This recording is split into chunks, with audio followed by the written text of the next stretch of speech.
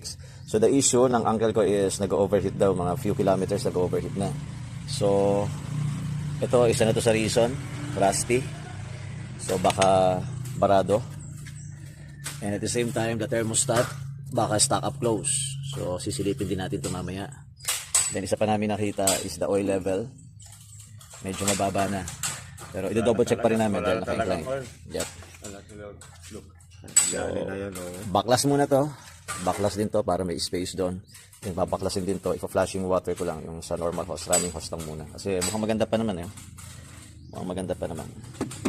Okay, that's it. So, we remove already the hose. The upper hose. Ito ang dahilan kung ba't ayaw ko gumamit ng sealant. Kasi, ito na yung thermostat mo. Look at the sealant to. It's almost inside the hose. Nung hinila ko, ayan, nakaganyan.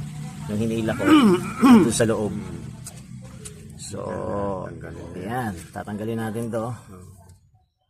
Ayun yung thermostat, kita ba? Ayan ang thermostat. So, that's it.